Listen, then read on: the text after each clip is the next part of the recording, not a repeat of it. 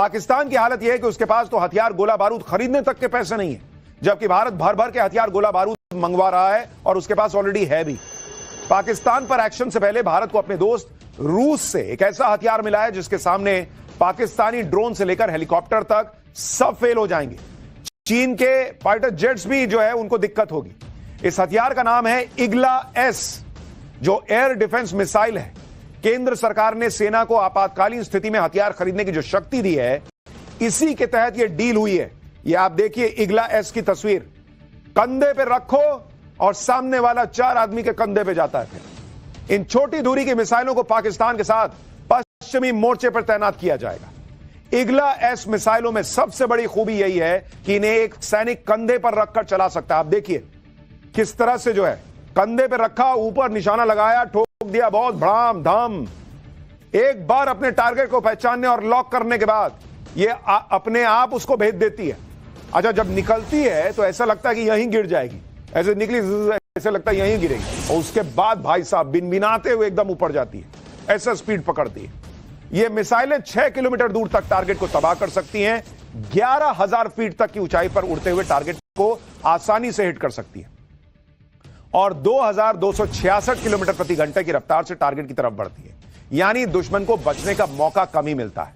इन missiles को अग्रिम मोर्चे पर तैनात किया जा रहा है ताकि दुश्मन के लड़ाकू विमान, ड्रोन और अटैक हेलीकॉप्टर को बेहद करीब से मार गिराया जा सके। आप ये देखिए, ये रूस से आ चुका भारत के पास बॉस, ये आ चुका है भारत के पास। ये है भारत की एक और नई ताकत तो अद्भुत भरी हुई है। एक और नई ताकत जिसके बारे में बता रहा हूं, इग्ला एस।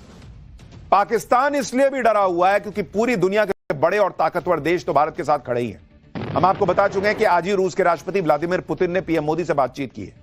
पहलगाम हमले में मारे गए पीड़ितों के प्रति संवेदना व्यक्त की। बातचीत में पुतिन ने पहलगाम आतंकी हमले की कड़ी निंदा की है। आतंकवाद के खिलाफ लड़ाई में भारत को फुल सपोर्ट देने की भी बात की है और कहा है कि सबको ठोक दो भाई, हम तेरे साथ हैं। पीएम मोदी ने रूस के राष्ट्रपति और अपने अच्छे दोस्त पुतिन को विक्ट्री डे परेड की शुभकामनाएं दी। दरअसल पीएम मोदी को भी 9 मई को रूस में इस कार्यक्रम में शामिल होना था, लेकिन वो अब इस कार्यक्रम में नहीं जा रहे। पीएम मोदी ने रूस के राष्ट्रपति को इसी साल भारत में होने वाली एनुअल समिट के लिए भी न्योता दे दिया है कि भाई मैं तो नहीं आ पाया, तुम आ जाना। पीएम मोदी और पुतिन के बीच फोन पर यह बातचीत ऐसे वक्त में हुई है जब 2 दिन पहले ही रूस में पाकिस्तान का राजदूत मोहम्मद खालिद जमाली भारत को परमाणु हमले की धमकी दे रहा था। और इस वक्त की बड़ी खबर इससे जुड़ी हुई आपको बता देता हूं।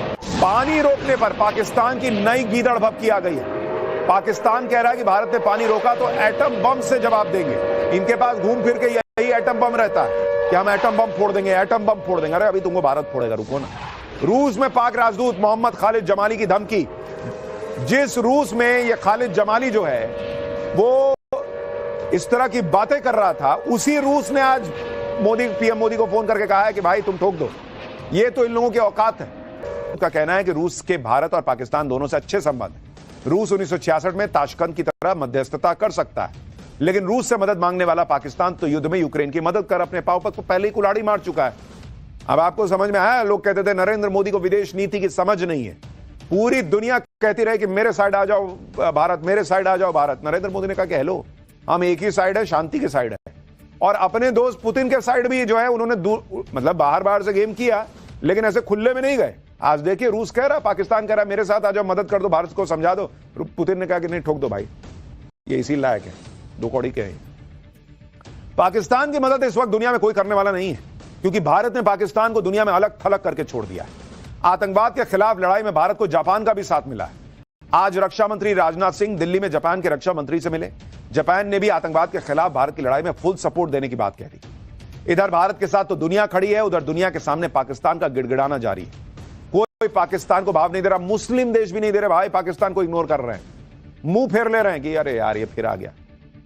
और इसलिए पाकिस्तान रोता हुआ यूनाइटेड नेशन के पास गया। जब उसको कुछ नहीं समझ में आया तो यूनाइटेड नेशन के पास गया। पाकिस्तान ने यूएन सिक्योरिटी काउंसिल से इमरजेंसी मीटिंग बुलाने की रिक्वेस्ट की है, लेकिन यहां भी भारत का होमवर्क पाकिस्तान की डिप्लोमेसी पर भारी पड़ गया। भारत पहले ही चीन और पाकिस्तान को छोड़कर यूएनएससी के सभी सदस्यों से ऑलरेडी बात कर चुका है। भारत पहले ही बता चुका है कि वो आतंकियों और उसके प्लानर्स को छोड़ेगा नहीं। यानी यूनाइटेड नेशंस के पास जाके कोई फायदा नहीं हुआ। भाई ये नेहरू का भारत नहीं है कि हम जो है वो अपनी चीज लेकर जाएं यूएन के पास कि भाई आपको आप देखो मध्यस्थता करा दो और फिर पीओके क्रिएट हो जाए। ये वो भारत नहीं है, ये मोदी का भारत है, ये नया भारत है, ये 2014 के बाद का भारत। ये यूएनएससी के पास नहीं जाता भाई। नदी सूख चुकी है और ये भारत की पहली स्ट्राइक का जीता जागता सबूत आपको दिखा रहा हूं, क्योंकि आपको याद होगा भारत ने जो पहली स्ट्राइक पाकिस्तान पे की थी, जो हमने आपको पाठशाला में बताया था कि बॉस बहुत बड़ी खबर है ये कि सिंधु जल समझौता जो है उसको स्थगित कर दिया गया है। 2 दिन बाद यहां पे इकोसिस्टम चिल्लाने लगा था, अरे इससे क्या होगा, पानी पूरा तो नहीं रुकेगा, ये वो। बॉस आ गई, उस स्ट्राइक की तस्वीर आ गई, उस वाटर स्ट्राइक की तस्वीर आ गई।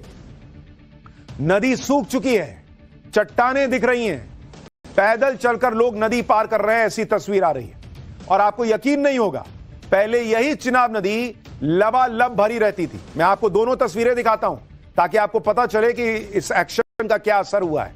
जरा तब की तस्वीर, पहले की तस्वीर और अब की तस्वीर देखिए।